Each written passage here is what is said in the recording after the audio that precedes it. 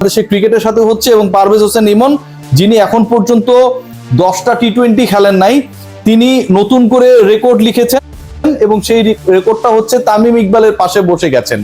বাংলাদেশের ইন্টারন্যাশনাল টি-20তে দ্বিতীয় সেঞ্চুরিয়ান হিসেবে তিনি আবির্ভূত হয়েছেন ওমানের বিপক্ষে।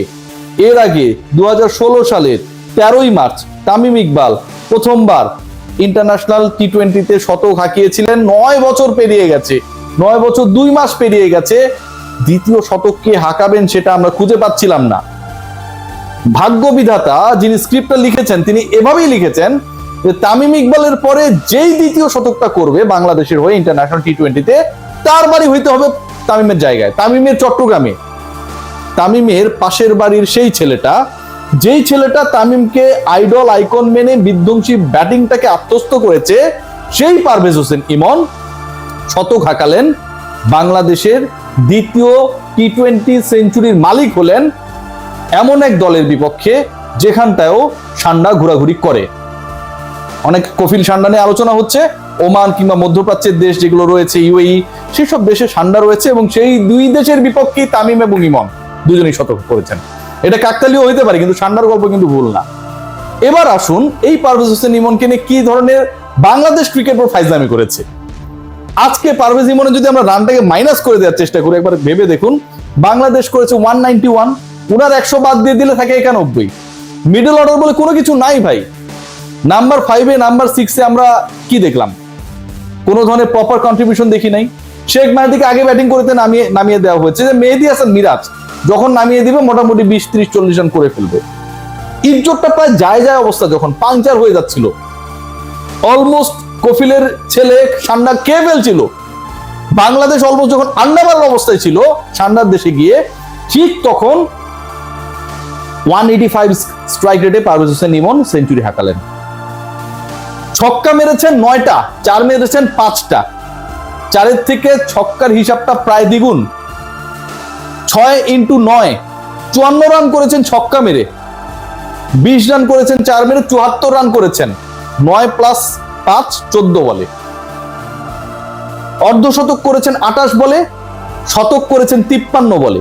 পরের 50 অ্যাচিভ করেছেন মাত্র 25 বল খেলে। Parvez Hossain Emon, the way he batted today, no matter that he played against a Shanda country, আমার কাছে মনে হয় that was mind blowing. Luck favour করতে হয় এরকম একটা ম্যাচ, এবং সেটা করেছেও। তিনি যখন 84-তে ছিলেন, full toss ball miss timing হলো, বাউন্ডারি লাইনে ক্যাচ নিল, আউট। পারভেজ হোসেন ইমন মোটামুটি ড্রেসিং রুমে চলে যাবেন মন খারাপ করে। এরকম সিচুয়েশন তো অনেকেরই হয়েছে, গত 9 বছর 2 মাসে হয়েছে। শতক কেউ পায় না, ইমনও হয়তো পাচ্ছিলেন না, কিন্তু that was a no ball.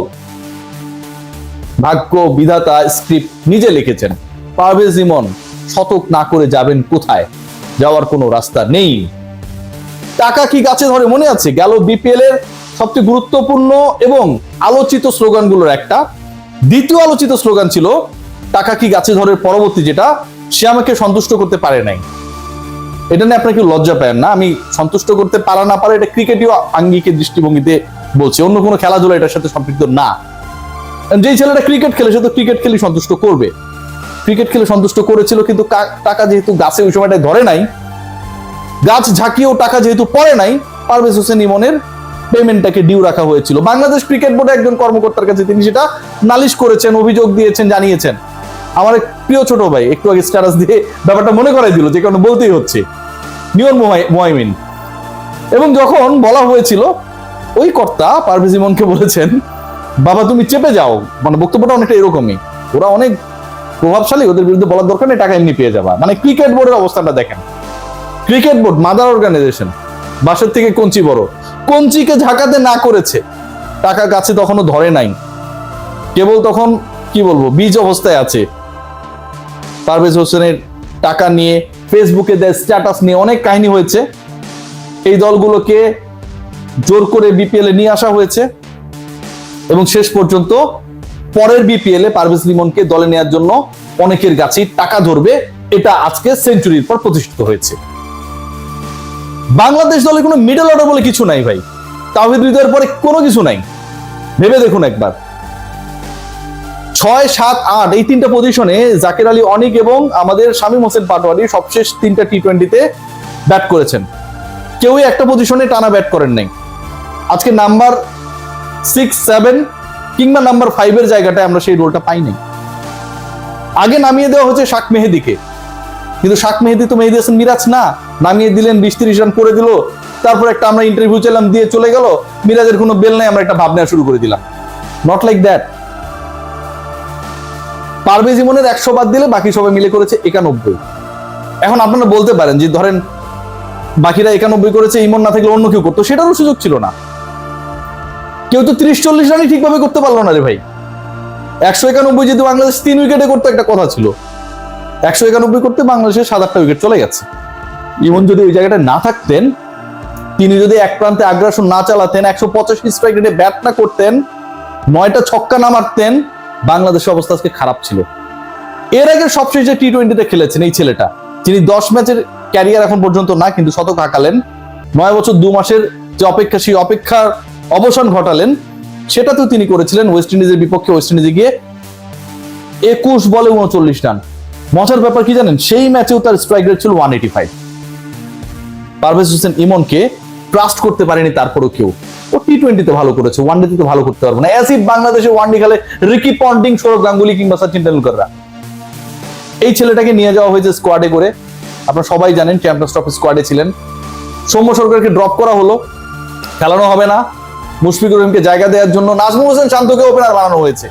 Parvez Hossain Emon তিনি এমন একজন ক্রিকেটার যাকে ব্যাকআপ ওপেনার হিসেবে নিয়ে যাওয়া হয়েছে। রেগুলার ওপেনারকে ড্রপ করার মানে কি, যে আপনি ব্যাকআপ ওপেনারকে খেলাবেন, তারপরে তাকে খেলানো হয়নি। নাম্বার 3 শান্তকে ওপেনার বানানো হয়েছে, তারপরও ইমনের উপর সেই আস্থাটা ছিল না। ইমনকে ব্যাক করার পেছনে একটা বিশাল রোল প্লে করেছেন, আমার কাছে মনে হয় যে বলা উচিত আমাদের প্রিয় হান্নান সরকার। এখন সিলেকশন প্যানেলে নাই।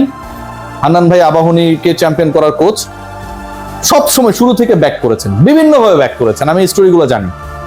অনেক ক্ষেত্রে তার এই ব্যাক করাটা অনেকেরই পছন্দ হয়নি, আমারও মাঝে মাঝে। আমি হান্নানের সাথে তর্ক করছি যে ভাই এত কি আপনার, বলে না ভাই রিয়াসাত ভাই আপনি দেখেন ভালো করবে। আর লিপু ভাইরা, হান্নান ভাই তখন সিলেকশন প্যানেল নাই, এমন স্কোয়াড বানান যেখানে কোনো মিডল অর্ডার থাকে না। অঙ্কনটা ভালো করার পরে সেটার প্রাইস পায় না। মেহেদী হাসান মিরাজরা কেন বাদ পড়ে, মাঝখানে দলে চান্স পায়, সুযোগ পায়, খেলে, আবার বাদ পড়ে, সেটার কোনো ব্যাখ্যা থাকে না। পারভেজ হোসেন ইমনরা ধরেন আজকে যদি কোনো কারণে খারাপ করতো, নিশ্চিত থাকুন পরের ম্যাচে থেকে খেলানো হইতো না। এটাই বাংলাদেশের ক্রিকেট, এটাই বাংলাদেশের বাস্তবতা। যে ক্রিকেটাররা আসলে প্রতিভাবান, তাদেরকে আমরা সুযোগ করে দিতে পারি না। দলের সাথে টেনে বইয়ে নিয়ে বেড়ানোটাকে আমরা মনে করি তাদের জন্য অনেক কিছু করছি, অথচ 9 বছর 2 মাসের ওই অপেক্ষা পূরণের জন্য আমার এই বিষ পেরোনো ছেলেটাকেই প্রয়োজন হয়। সবাই ভালো থাকবেন। টেক